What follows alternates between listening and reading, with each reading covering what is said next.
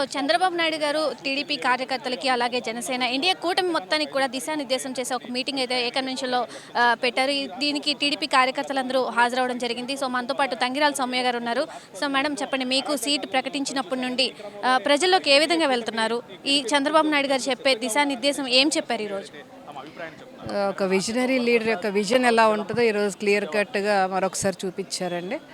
మొత్తం కూడా దిశానిర్దేశం చేశారు. రేపు రాబోయే 30 రోజులు అంటే మేము నామినేషన్ వేయే ముందు రోజు వరకు కూడా చక్కగా ప్రణాళికాబద్ధంగా అంతా కూడా ప్రతి వ్యూహం ప్రతి నిర్దేశం కూడా ఈరోజు చెప్పారు. ఒక్కొక్క వారానికి ఏ షెడ్యూల్ చేయాలి, నెక్స్ట్ ఆ తర్వాత వారానికి ఏ షెడ్యూల్ చేయాలని క్లియర్గా కాన్సెప్ట్ అంతా కూడా వివరించారు. నిజంగా అదే అంటున్నా, ఒక విజన్ ఉన్న నాయకుడి పార్టీలో నేను కూడా కుటుంబ సభ్యురాలు అవటం నిజంగా అదృష్టం. ఆ పార్టీ ఆశీర్వదించి నందిగాం నియోజకవర్గ ఉమ్మడి అభ్యర్థిగా ప్రకటించినందుకు మనస్ఫూర్తిగా వారికి ధన్యవాదాలు తెలియజేసుకుంటున్నాను. ఇప్పటికే ఏదైతే రాష్ట్ర వ్యాప్తంగా ప్రభుత్వ వ్యతిరేకత వచ్చిందో ప్రజల్లో, అదే నందిగాంలో కూడా వచ్చిందంటే అక్కడ ఎమ్మెల్సీ చేస్తున్న అరాచకాలు క్లియర్గా ప్రజల్లోకి మేము 4.5 సంవత్సరాలు చేస్తున్న పోరాటాల ద్వారా కానీ వాళ్ళు చేస్తున్న వైఫల్యాలు కానీ ప్రజలకు వివరించడం ద్వారా ప్రజలు తెలుసుకున్నారు. రాష్ట్ర వ్యాప్తంగా ఏ విధంగా తెలుసుకున్నారో నందిగాంలో కూడా అదే విధంగా ఉంది పరిస్థితి. తప్పకుండా రేపు రాష్ట్రంలోకి రాబోయేది ఎన్డీఏ కూటమి. అదేవిధంగా నందిగాంలో కూడా మేము ఎన్డీఏ పసుపు జెండా ఎగరవేయబోతున్నాం.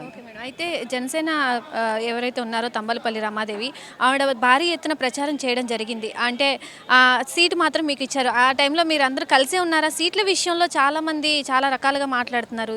దీనిపై మీరు ఏమంటారు? యాస్పిరెంట్స్ రకరకాలుగా వాళ్ళ ప్రయత్నాలు చేసుకుంటారు, తప్పు లేదు. కానీ అధిష్టాన నిర్ణయం ఒకటే ఉంటుంది కాబట్టి ఇప్పుడు అందరం కలిసే చేసుకుంటున్నాం. Thank you.